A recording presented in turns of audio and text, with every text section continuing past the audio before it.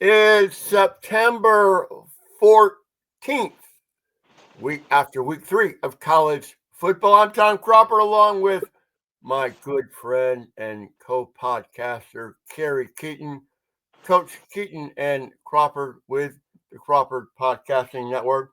In case some of you have not been accessed or seen our podcast very often, I want you to go out, if you would, and subscribe on our YouTube channel, Tom's Take Community, all one word, and also on the our Facebook community page.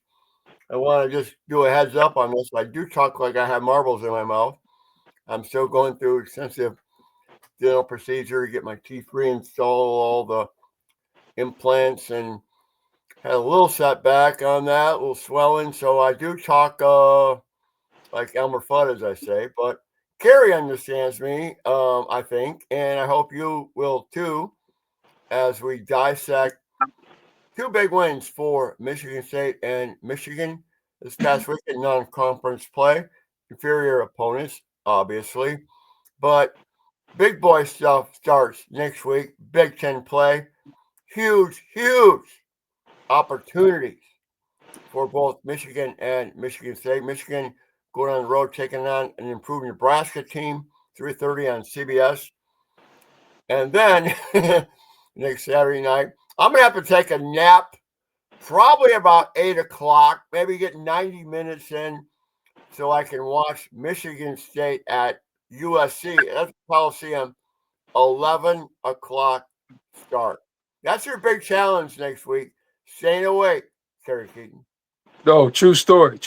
Because actually, I got a little taste of what it might be like by trying to stay up and watch the Canelo Bud Crawford fight last night, Okay. and I was literally dying trying. I mean, I'm just glad that Bud dominated, so I fell asleep and and woke back up and he was winning and it was okay. But I was like, I said, oh my God, I don't know. Only thing will keep me interested, obviously, more because it's Michigan State and it's a football game. I like boxing, but I'm not. That's not one of my Yeah. things. So Yeah. the will to stay up was not as strong Well, as it you'll be would be. all wrapped up. I mean, yeah. I mean, you're mostly tied in as a former player and alumnus and all that. I mean, it's your team of all teams. It's your number one team that you follow, Michigan State football. Absolutely.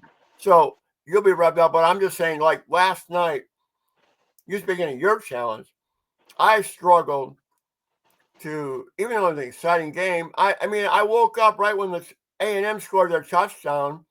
I missed a lot of that last minute heroic. I mean, they scored their touchdown Oh, to that's a beat great Notre game. Dame. That's a That was a great game. lot of great games. Yeah. That was a great game, and I was like dying. So I'm gonna have to take because I didn't take a nap yesterday because I was down in Ann Arbor all day. But so that's next week. So Michigan State 17-point winner. We'll start with your team, Kerry, over Youngstown State, the Penguins. The A Penguins. lot of Michigan State friends of mine I've seen communicate. They're or on social media.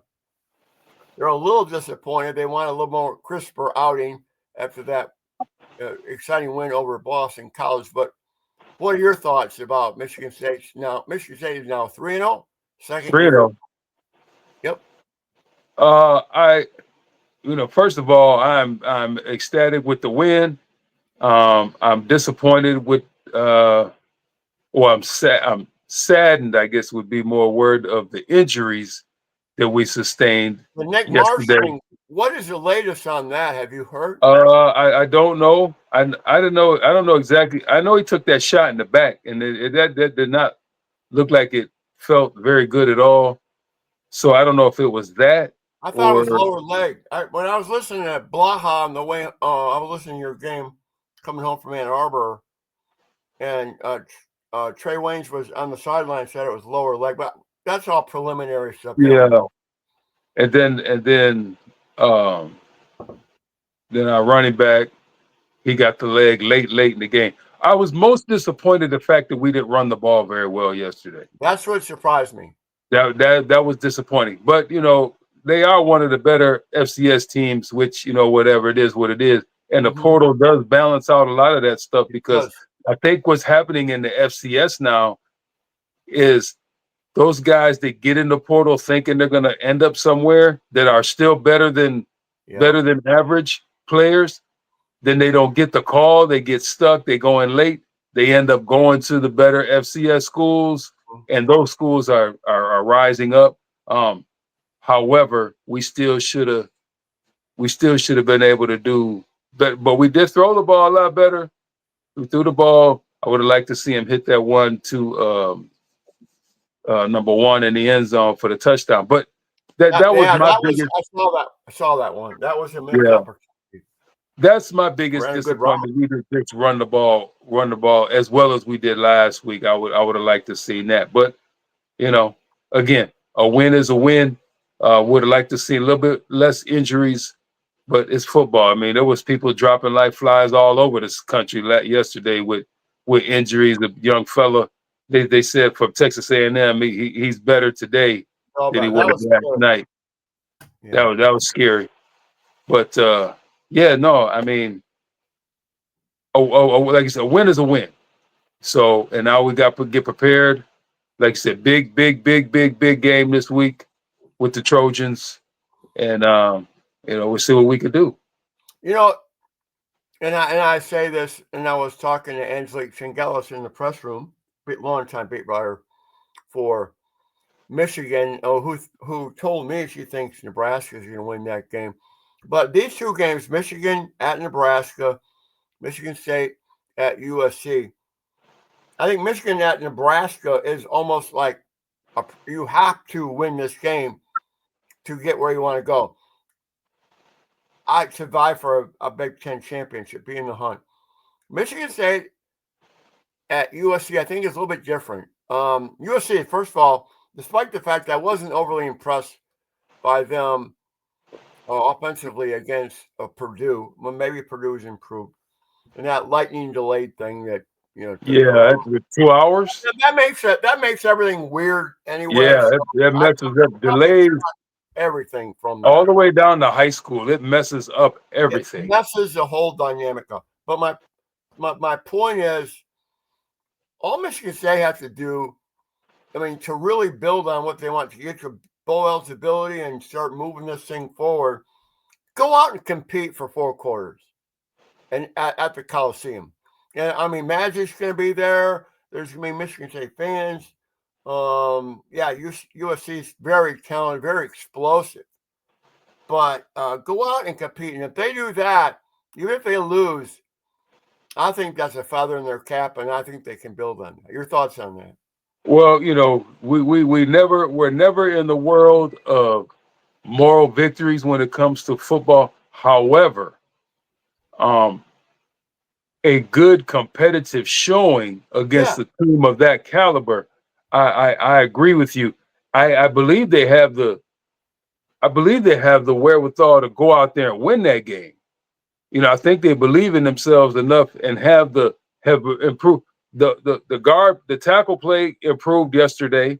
Like I said, we didn't run the ball as well as we would have, but we didn't give up major gaffes like we did against BC in the passing game with our tackles. So that was definitely a plus.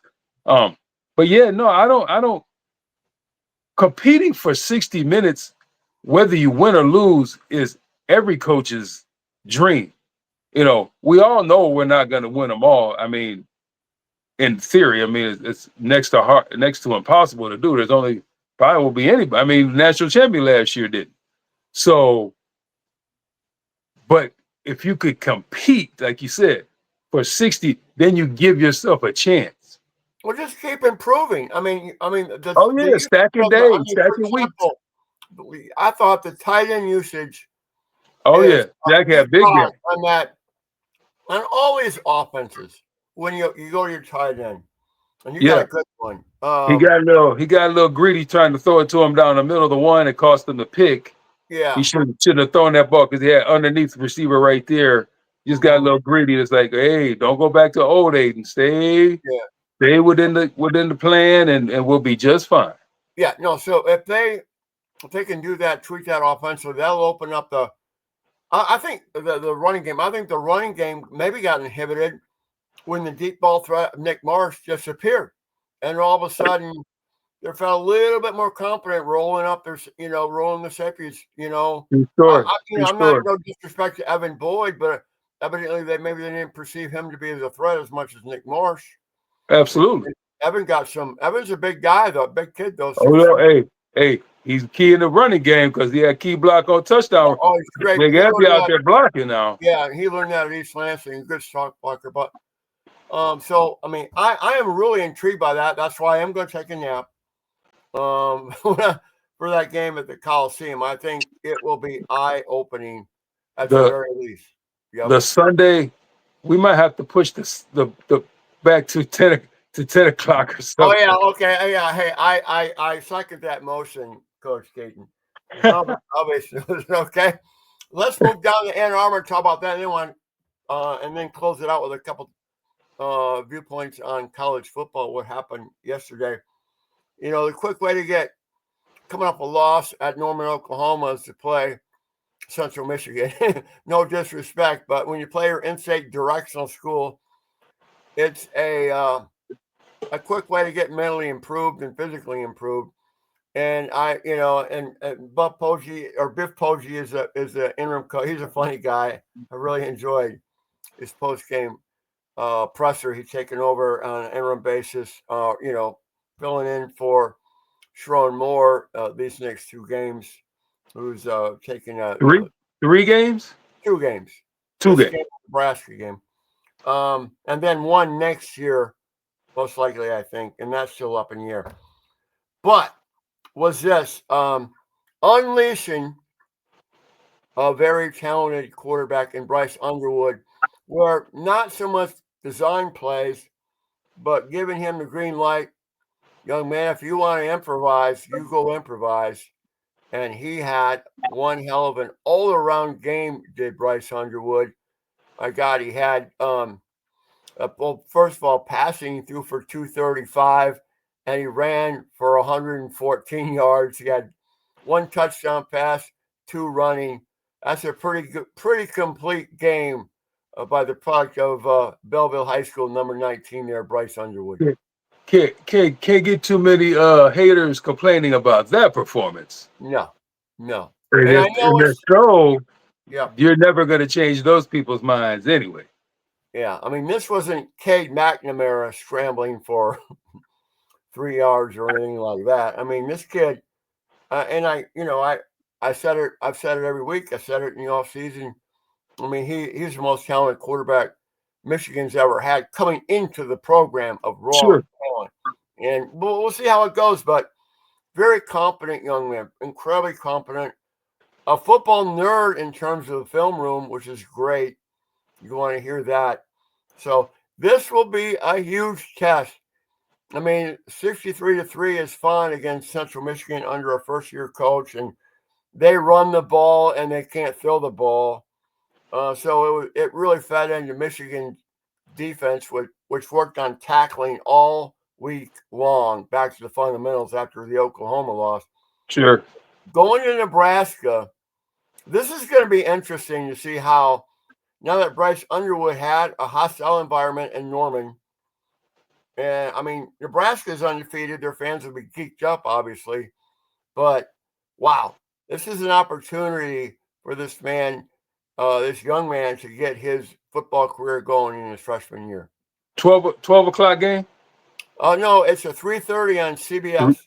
Oh, 3:30. Okay, so the people they'll have some time. But the Nebraska fan base, now I've never been there to a game, but I hear besides the fact that they're awesome, they are one of the more respectful. They are. That's part of their culture. And I'm not saying, I mean, so maybe they won't be as loud. Loud.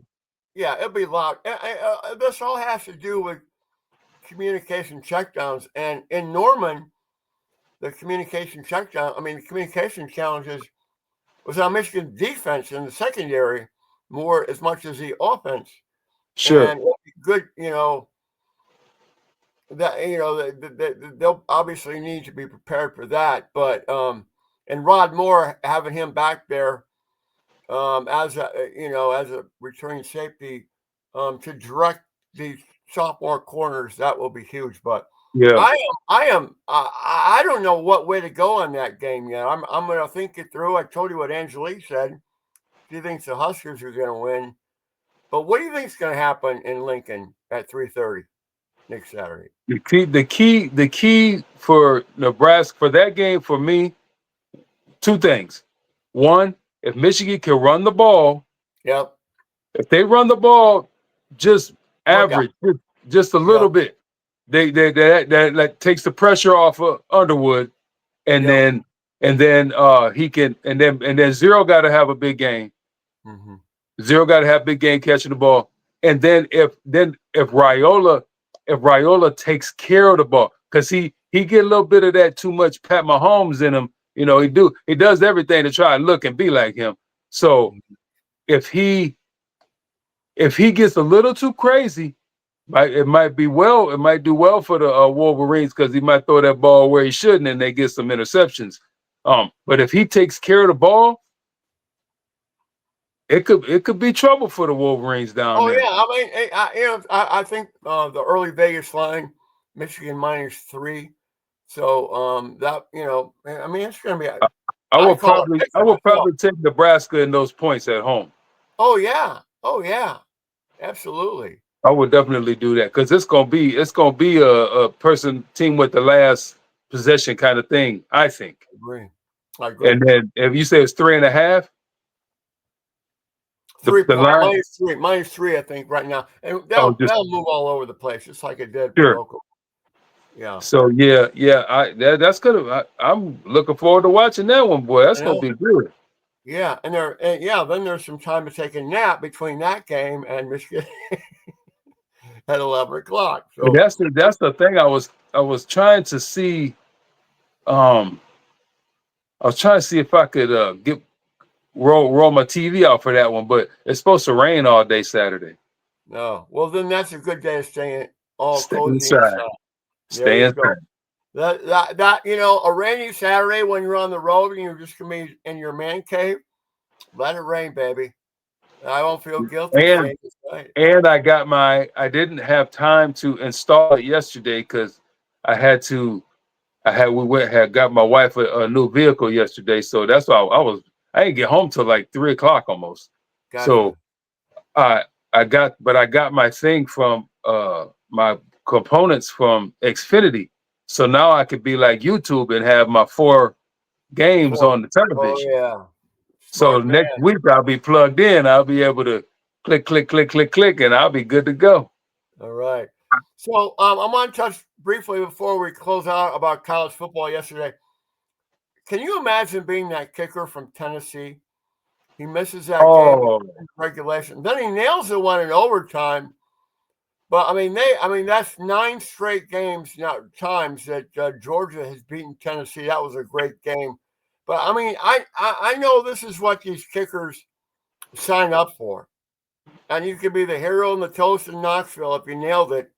But man, I felt bad for that kid missing but that see, kick. that's the whole thing. That's the problem with relying on because what game? Georgia Tech, he almost blew it doing the same thing. The Yeah, clock management at the end of that game against Clemson, like, no, yeah. you throw the ball, get the first down, move the ball, don't waste your time out. Now you're doing Harry Carey running out there trying to get the kickoff. Good thing the kid made it. But the fourth down bomb that you gave up a touchdown before that Well, against for yeah, Georgia. The yeah. I game was know. over. Like, what do you? Absolutely. Why are we giving up bombs? But then you had the false start, The and false start killed and them that because messed up. That you messes couldn't up place the everything. ball between the hashes. I mean, you couldn't, and so basically, that Tennessee said, well, we better kick this thing now. I mean, there's only 6 seconds or whatever. That lineman Exactly. was as much as at fault as the kicker, in my opinion. Oh, for sure. I mean, I it got just 5 yards and got into a second. He was all probably focused on they're going to set it up for me. Josh Heupel's going to call a timeout, and it's going to be right down Main Street. And I mean that's the fickle finger of football. I mean, you lose a game in a lot of different ways. And Notre Dame, Texas A&M. Lose the yep, game because you missed an extra point. yep. You know, kid drops a snap. He probably hasn't dropped a snap in 200 tries, but he dropped it last night. But I'm telling Cost you him the what, game. I mean, I think Kirby Smart is a pretty damn good coach. Every time, and they went to Austin last year when Texas was licking their chops. We got these sons of bitches, you know? And the same crap happened. They let it slip. I mean, they lost. Tennessee's, but I mean, they were foaming at the mouth. You could see the fans. The closer of that anxiety of the fan, it was CBS did a great job. Brad Nessler just talking about it. But I mean, they looked like they were. I mean, they need to see therapists. You know. There's a lot of people on the bridge last night after that one. Because that game was won like 3-4 different times. Right. Yeah. I mean, they were beating the brakes off of Georgia. And they had no answers. Yeah. And just slowly kept creeping back in. Yeah. And I mean, but that's a sign of a good team. Like, hey, we're still here. We're not going. I mean, it's sad to say, but man, Georgia, hey, we just find a way to keep winning. Yep. And that's why I have I have the utmost respect for teams that can win on the road. And that's why I have no respect for Wisconsin. That was Luke Fickell, look out, baby. I mean, this is year 3, right? This is year 3 or not, 4. I think it's 3. I mean, he can't win big games. I mean, he's got an opportunity in Michigan on October 4th. But man, they did not compete. I was disappointed, and that's my last thought of the day. Disappointed. Not a vintage Alabama team, but a good Alabama team's great for most people. But wow, that one surprised me. Wisconsin's inability to compete. You wonder if they even got off the bus. I mean, it was 21-0. I mean, before you even got in your seat and had your popcorn. I mean, that was like 2011 when Evie went out to Dwight. Yeah. Before you got your popcorn and sat down, it was like, whoa, this game over with. Like, wow, what happened? Yeah, but double lastly, the most embarrassing performance of the Big Ten. Minnesota goes out to Cal last night. Cal, the California Bears, and they lose 27-14. I watched a little bit of that. I was cutting around between that Arizona State game and then you are a football nerd if you're up that level. Yeah, I was watching it, but I was watching them waiting for the fight to come on. So I was clicking and there was 3 games on, so it is what it is. All right, Kerry Keyton, great job as always. And man, next week we'll tape a little bit later. Let's go 10 o'clock taping and then we'll post right after, as opposed to 8 o'clock taping this morning. So you're listening to Coach Keyton and Crawford Podcasting Network every Sunday morning, breaking down college football with the filter-free Kerry Keyton, as I call him. So great job as Kerry always ends it. Go green. And I'll say go blue.